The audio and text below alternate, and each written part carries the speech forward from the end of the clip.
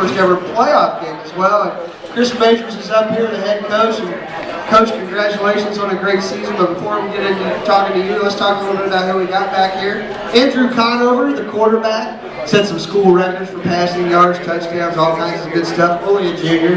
His favorite target was wide receiver Jared Peters, who set a school record 993 yards receiving. And he's back for another year next year too. Pretty excited. Brandon Hubbard and offensive tackle DJ Brick and Max Rankin. And on the offensive and defensive line too. And Coach, man, you guys went to the SBAAC this year after playing in the FABC Scarlet. You're a Division IV school playing against Division II schools, and all of a sudden the level of competition gets put down to where your boys are on fair ground, to say the least. But boy, playing in that FABC really toughened them up, didn't it? Yeah, there was it's a tough league, being a small school, playing Division II schools. It helped us for this past season, definitely. So when you look at what you guys do over at Norwood, a special season, but there has always been a great community backing there. Shea Stadium is one of the most special places I've ever been to watch a football game. Can you talk about how the community backs you guys and how cool it was to see you guys in the playoffs and having that home game? Yeah, the community support is great.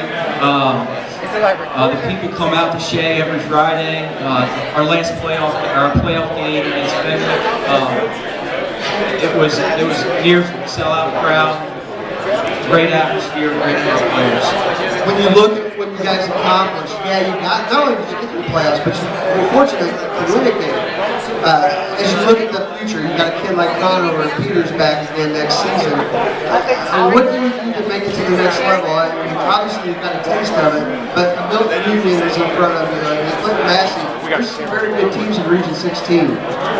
We just have to continue to get better, work hard in the off season. And really our focus with the kids and what we harp on is just getting better every single day. Just focus on the day that we have and get better any way we can.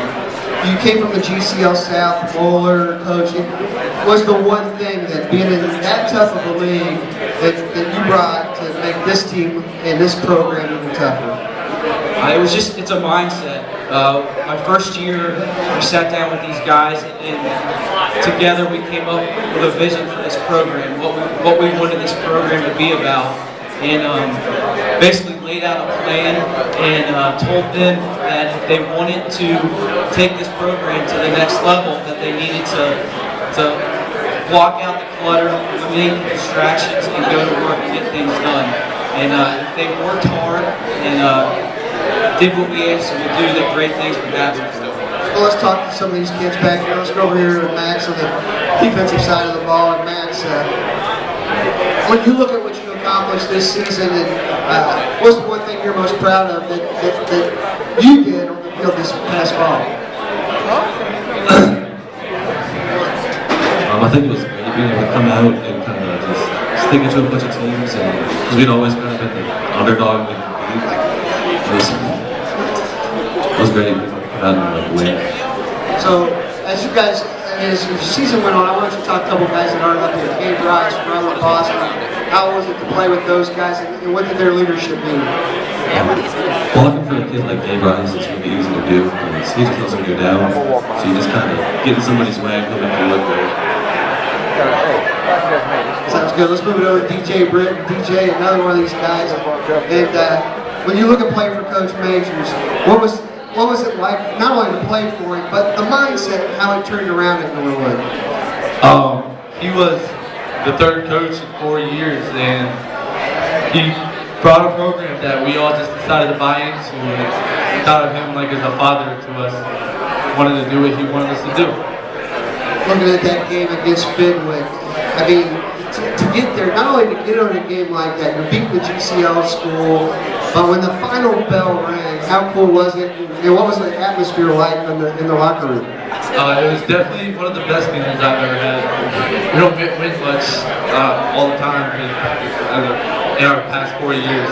And that meeting, the bigger school meeting, the GCL team, it just was the best feeling in the locker room. We just played great. It was very good.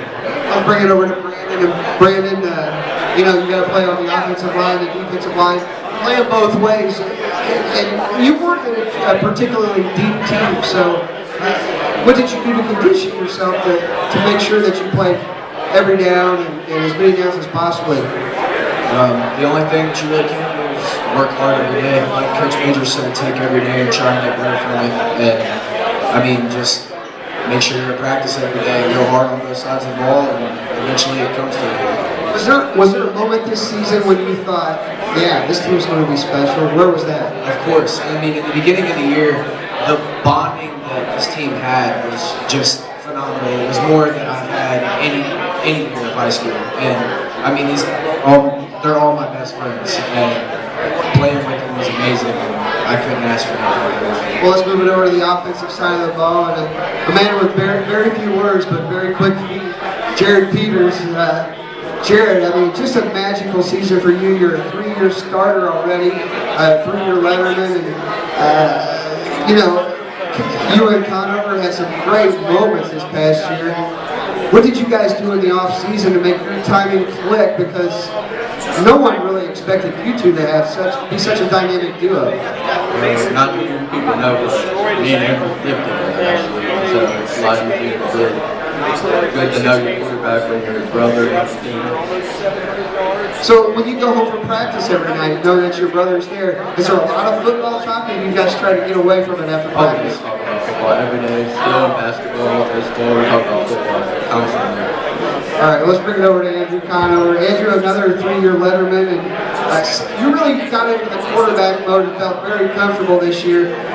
From your sophomore year to your junior year, what was the biggest changes for you under center? I mean, most of it was just understanding the offense, but Coach kind of gives us and it's fun with this program. As you look forward to, you know, you've laid something here very special at Norwood. As you move forward, what do you guys, what are your intentions, what are your goals for 2013? I mean, we're going to set the goal higher, rest of it, and just keep getting better, and set a good example for the young guys. You had a pretty good game against Midway, and like I said, I love going to Shea Stadium, but as a player, how fun is it to play in that place? I mean, there's a long era of a lot of great teams and a lot of great players coming through this. It was, it's so much fun playing the Shea Stadium. The fans are always into it. It's a great time, and it just makes me want to keep playing football. Sounds good. Hey everybody, this is the Norwood Indians. Let's give them a big round of applause. They went 11-1 this year, made the playoffs for their 3rd time in school history, and their first win in school history. So congratulations to Norwood.